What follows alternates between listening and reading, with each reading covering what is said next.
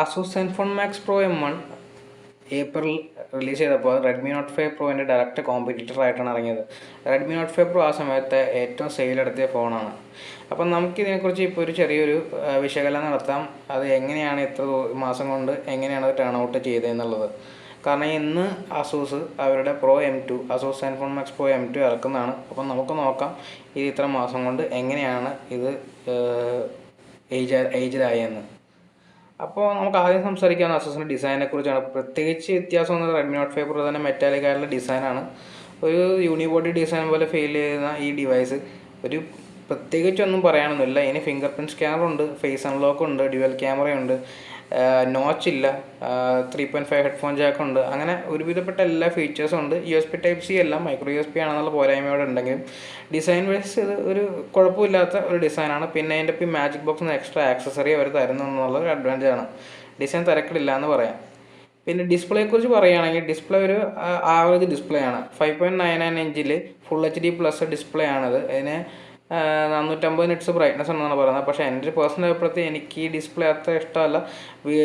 നമ്മുടെ മുറിക്കകത്തൊക്കെ ആകുമ്പോൾ വലിയ കുഴപ്പമില്ല. ഡയറക്റ്റ് സൺലൈറ്റിൽ വരുമ്പോൾ അതിൻ്റെ ബ്രൈറ്റ്നസ് ഞാൻ വിചാരിക്കുന്ന രീതിയിൽ ബ്രൈറ്റ്നസ് വർക്ക് ചെയ്യുന്നുണ്ടായിരുന്നില്ല. കൂട്ടിലും കുറവിലൊക്കെ ഭയങ്കര കുറവാണ്. പേഴ്സണലി നമ്മൾ ഫുൾ ബ്രൈറ്റ്നസ് വെച്ചാലും വല്ലാണ്ട് റിഫ്ലക്റ്റീവാണ് ഡിവൈസ്. അങ്ങനെ കുറച്ച് പോരായ്മയുണ്ട്. എനിക്ക് റെഡ്മി നോട്ട് 5 പ്രോൻ്റെ ഡിവൈസ് അല്ലെങ്കിൽ സ്ക്രീൻ ഇതിനേക്കാളും മികച്ച സ്ക്രീനാണെന്നാണ് എൻ്റെ പേഴ്സണൽ അഭിപ്രായം. പിന്നെ ഇതിൻ്റെ ഇപ്പോൾ പറയുകയാണെങ്കിൽ നമുക്കിത് പറയാനുള്ളത് ഇതിൻ്റെ OS-ഉം പെർഫോമൻസാണ്. ഇതിൽ സ്നാപ്ഡ്രാഗൺ 636 എന്ന പ്രോസസ്സറാണ് ഉള്ളത്. തരക്കേടില്ലാതെ പെർഫോം ചെയ്യുന്ന പ്രോസസ്സറാണ്. റെഡ്മി നോട്ട് 5 പ്രോയിലും സെയിം പ്രോസസ്സറാണുള്ളത്. അപ്പം നമുക്കിതിൻ്റെ ഞാൻ ഇപ്പോൾ ലാസ്റ്റ് ചെയ്ത് നിൽക്കുന്ന ആൻഡ്രോയിഡ് 8.1-ലാണ്. ആൻഡ്രോയിഡ് പൈ ഒന്നും കിട്ടിയിട്ടില്ല. പിന്നെ സെക്യൂരിറ്റി പാച്ച് ഒക്ടോബർ 1-ൻ്റെയാണ്. ഞാൻ കാണുന്നത് വെച്ച് കഴിഞ്ഞാൽ ഇതൊരു സ്റ്റോക്ക് ആൻഡ്രോയിഡ് ഡിവൈസാണ്. അപ്പോൾ എനിക്ക് തോന്നിയത് ഇതിന് റെഡ്മി നോട്ട് 5 പ്രോവിനേക്കാളും മുമ്പ് തന്നെ ആൻഡ്രോയിഡ് അപ്ഡേറ്റ്സ് കിട്ടണതാണ്. പക്ഷേ എനിക്കങ്ങനെ തോന്നിയിട്ടില്ല. നോട്ട് 5 പ്രോവിന് അല്ലാതെ ഇഷ്ടംപോലെ അപ്ഡേറ്റ്സ് ഇടയ്ക്കിടയ്ക്ക് കിട്ടുന്നുണ്ട്. അസൂസിന് അങ്ങനെ കിട്ടുന്നില്ല. അസൂസിൻ്റെ അപ്ഡേറ്റ് കൊണ്ട് ഭയങ്കരമായ ചേഞ്ചസ് ഉണ്ടായിട്ടില്ല. സ്നാപ്ഡ്രാഗൺ 636 ഒരു പക്കാ ഗെയിമിംഗ് പ്രൊസസ്സറും അല്ലതാനും. അതുകൊണ്ട് ഗെയിമിംഗ് എല്ലാം തരക്കേടില്ലാണ്ട് വർക്ക് ചെയ്യുമെന്ന് മാത്രം പറയാം. OS പക്ഷേ ഫ്ലൂയിഡായിട്ട് വർക്ക് ചെയ്യുന്നുണ്ട്. പിന്നെ പറയാനുള്ളത് ഇതിൻ്റെ 5000 mAh ബാറ്ററിയാണ് ഇതിൻ്റെ വേറൊരു പ്ലസ് പോയിന്റ് എന്ന് പറയുന്നത്. 5000 mAh ബാറ്ററി അത്യാവശ്യം നന്നായിട്ട് തന്നെ പെർഫോം ചെയ്യും. ഒബ്വിയസ്ലി ഫിസിക്കലി അത്രയും വലിയ ബാറ്ററി ഉള്ളതുകൊണ്ട് തന്നെ ബാറ്ററി പെർഫോമൻസ് നല്ലത് തന്നെ എക്സ്പെക്റ്റ് ചെയ്യണം. പക്ഷേ എന്തുകൊണ്ട് റെഡ്മി നോട്ട് 5 പ്രോ പോലെ ഡിവൈസിനായിട്ട് കമ്പയർ ചെയ്യുമ്പോൾ എനിക്ക് തോന്നിയിട്ടുള്ളത് ഇത് അത്ര മികച്ച പെർഫോമൻസ് തരുന്നില്ല എന്നാണ് കമ്പയറബിളി. 4000 mAh ബാറ്ററി ഉള്ള റെഡ്മി നോട്ട് 5ഉം 5000 mAh ആയിട്ടുള്ള അസൂസ് സെൻഫോൺ മാക്സ് നല്ല പെർഫോമൻസിൽ ഭയങ്കരമായ വ്യത്യാസം ഉണ്ടെന്ന് എനിക്ക് തോന്നിയില്ല. പിന്നെ ഇതിൻ്റെ ചാർജിങ് ആണ് എനിക്ക് ചെറുതായിട്ടൊരു ഇതായിട്ട് തോന്നിയത്. Redmi note 5 pro 4000 mAh battery ഉള്ളെങ്കിലും ഇതിൻ്റെയും അസൂസ് സെൻഫോൺ മാക്സ് പ്രോൻ്റെയും ചാർജ് ചെയ്യുന്ന സമയം ഭയങ്കര വ്യത്യാസമായി തോന്നിയില്ല. പിന്നെ 5W 2A ചാർജറാണ് ഉള്ളതെന്നാണ് ഞാൻ നോക്കിയപ്പോൾ കണ്ടത്. പക്ഷേ എന്തുകൊണ്ടോ ഇത് അല്ലെങ്കിൽ റാപ്പിഡ് ചാർജിങ് സപ്പോർട്ട് ചെയ്യുന്നതെന്ന് ഒരു 10 മിനിറ്റ് കഴിഞ്ഞാൽ കാണിക്കുന്നുണ്ട് ചാർജിങ് റാപ്പിഡിൽ നിന്ന്. അതൊരു അഡ്വാൻറ്റേജായി നമുക്ക് കാണാം. പിന്നെ ഇതിൻ്റെ ക്യാമറയാണ് ഇതിൻ്റെ ഏറ്റവും വലിയ വീക്ക് പോയിന്റ്. ഡ്യുവൽ ക്യാമറ, അതായത് 13MP f2.2 main camera, 5MP depth സെൻസറുമാണ് ബാക്കിലുള്ളത്.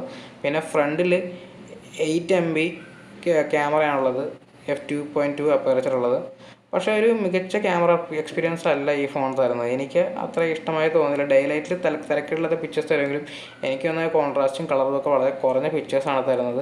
ഭയങ്കര എന്താ പറയുക, ഒന്നും ചെയ്യാത്തൊരു പിക്ചർ ഇമേജ് പോലെ ആയിപ്പോയി. പിന്നെ എൻ്റെ ക്യാമറ ആപ്പ് വളരെ മോശമാണ്. എനിക്ക് ഒട്ടും ഇഷ്ടമില്ലാത്ത ക്യാമറ ആപ്പുകൾ ഒരെണ്ണമാണ് ഈ Asus Zenfone max pro M1. ഒരു ഫിനിഷിംഗ് ഇല്ലാത്ത ക്യാമറ ആപ്പാണ്. എനിക്ക് തോന്നുന്നത് ഇവർ സ്നാപ്ഡ്രാഗൻ്റെ സ്നാപ്ഡ്രാഗണിൻ്റെ ഡയറക്റ്റ് ക്യാമറ ആപ്പാണ് ഇതിലിട്ടിരിക്കുന്നത് എന്നുള്ളതാണ്. അസൂസിന് സ്വന്തമായി വളരെ മികച്ചൊരു ക്യാമറ ആപ്പ് ഉള്ളപ്പോൾ എന്തിന് ഇതുപോലൊരു തള്ളിപ്പൊളി ക്യാമറ ആപ്പ് അവർ യൂസ് ചെയ്യുമെന്ന് എനിക്കറിയില്ല. പിന്നെ വീഡിയോ ഇത് 4K വരെ റെക്കോർഡ് ചെയ്യും. ഇമേജ് സ്റ്റെബിലൈസേഷൻ ഉണ്ട്, അതായത് EIS ഉണ്ട്. EIS വളരെ മോശമായിട്ട് വർക്ക് ചെയ്യുന്നത് നിങ്ങൾക്ക് സാമ്പിൾ കാണുമ്പോൾ മനസ്സിലാവും. വളരെ ജെർക്കി ആയിട്ടുള്ളതും ഓട്ടോ ഫോക്കസിങ് വളരെ മോശമാണ് എൻ്റെ ക്യാമറയുടെ. ഞാൻ എന്തായാലും ഇതിൻ്റെ ഗൂഗിൾ ക്യാമറ ഇൻസ്റ്റാൾ ചെയ്തിട്ടാണ് ഇതിൻ്റെ ക്യാമറ ഞാൻ യൂസ് ചെയ്തിട്ടുള്ള. ഗൂഗിൾ ക്യാമറ ഇൻസ്റ്റാൾ ചെയ്യുമ്പോൾ വളരെ നന്നായി പെർഫോം ചെയ്യും. ഗൂഗിൾ ക്യാമറ എങ്ങനെ Asus Zenfone max pro M1 install ചെയ്യാമെന്നുള്ളതിന് വേറൊരു വീഡിയോ ഞാൻ ചെയ്തിട്ടുണ്ട്. നിങ്ങൾക്ക് വേണമെങ്കിൽ എൻ്റെ ഇതിൽ ചാനലിൽ തന്നെ കയറി നമുക്കത് കാണാവുന്നതാണ്. ഒരുപാട് ഓപ്ഷനൊക്കെ ഉണ്ട്. HDR ഒക്കെ വേറൊരു ഭാഗത്ത് ഒളിപ്പിച്ച് വെച്ചിരിക്കണം. അതൊക്കെ എന്തിനാണെന്ന് എനിക്കറിയില്ല. ഓട്ടോ മോഡിൽ ഞാൻ നേരത്തെ പറഞ്ഞത് സൺലൈറ്റിലെ പിക്ചേഴ്സ് ഡീസൻ്റായിട്ട് എടുക്കും. അല്ലാത്ത പിക്ചേഴ്സ് ലോ ലൈറ്റും നൈറ്റും ഒന്നും എക്സ്പെക്റ്റ് ചെയ്യരുത് ഈ ഫോൺ. അതുകൊണ്ട് ഗൂഗിൾ ക്യാമറ ഇൻസ്റ്റാൾ ചെയ്താൽ മികച്ച ഫോട്ടോസ് കിട്ടുമെന്നാണ് എനിക്ക് പറയാനുള്ളത്. ഇതാണ് ക്യാമറയുടെ സാമ്പിൾസ്. ഇതിൽ തരക്കേടില്ല. ഇതൊക്കെ ഡേ ലൈറ്റ് ഞാൻ പറഞ്ഞ പോലെ വലിയ തിരക്കേട് എടുക്കും. മാക്രോ ഷോട്ട്സും വലിയ തിരക്കേടില്ലാണ്ട് ഫോക്കസ് ചെയ്യുന്നുണ്ടായിരുന്നു. പിന്നെ മാക്രോ ഞാൻ പറഞ്ഞത് അത്യാവശ്യം നല്ല ഫോക്കസാണ്. ഡീറ്റെയിലിംഗ് വലിയ തിരക്കേടില്ല. പിന്നെ HDR നമ്മൾ ഓൺ ചെയ്ത് കഴിഞ്ഞാൽ വലിയ കുഴപ്പമില്ല. അതായത് ഇതാണ് HDR ഫോട്ടോ. തിരക്കേടില്ലാണ്ട് HDR ഇമേജ് കിട്ടിയിട്ടുണ്ട് ഞാൻ പറഞ്ഞ പോലെ. പിന്നെ റിയർ ക്യാമറ പോർട്രേറ്റ് വലിയ തിരക്കേടില്ല.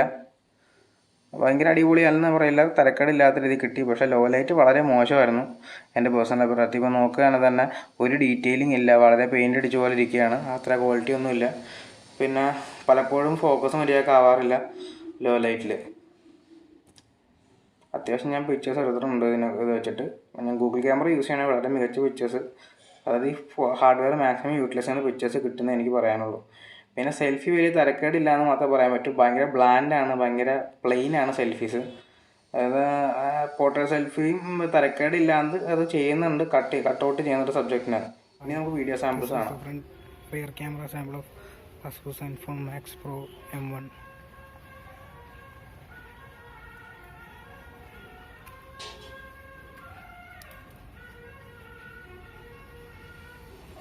നമ്മുടെ ഫോക്കസും ജെർക്കി എന്ന് നിങ്ങൾക്ക് കാണാം. സ്റ്റെബിലൈസേഷനും മോശമാണെന്ന് നിങ്ങൾക്ക് ഓൾറെഡി കാണാമല്ലോ. അതിൽ അവിടെ കുലുങ്ങുന്നത്. This is a front camera sample of Asus Zenfone Max Pro M1. എനിക്ക് തോന്നുന്നു ഫ്രണ്ട് ക്യാമറ റിയർ ക്യാമറയേക്കാൾ നല്ലതാണെന്നാണ് എനിക്ക് തോന്നിയിട്ടുള്ളത്. ഐ മീൻ അറ്റ്ലീസ്റ്റ് സ്റ്റെബിലൈസേഷൻ ഇതുപോലെ ഭയങ്കര ജെർക്കി അല്ല സ്റ്റെബിലൈസേഷൻ എന്ന് നമുക്ക് പറയാൻ വേണം. This is a low light sample of the rear camera of Asus Zenfone Max Pro M1. This is the low light front camera sample of Asus Zenfone Max Pro M1.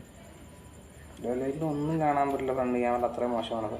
അപ്പോൾ conclude ചെയ്യുമ്പോൾ നമുക്ക് പറയാം, ഈ device വലിയ തിരക്കേടില്ലാത്തൊരു ഡിവൈസാണ്. ഇപ്പോഴത്തെ ഒരു price range വെച്ചാൽ 4GB 64GB ആകെ എന്താ പറയുക 10,000 രൂപ എനിക്ക് ആയുള്ളൂ, കാർഡ് ഓഫർ അടക്കം. അപ്പോൾ നമുക്ക് അറിയേണ്ടത് Asus Zenfone Max Pro M2ൻ്റെ വിലയാണ്. അതിനെന്ന് വെച്ചാൽ നമുക്കറിയാം ഇത് ഇനി വർത്തി ആയിരിക്കുമോ അല്ലേ എന്നുള്ളത്. എന്തായാലും നമുക്കിനി നെക്സ്റ്റ് വീഡിയോയിൽ കാണാം. നന്ദി, നമസ്കാരം.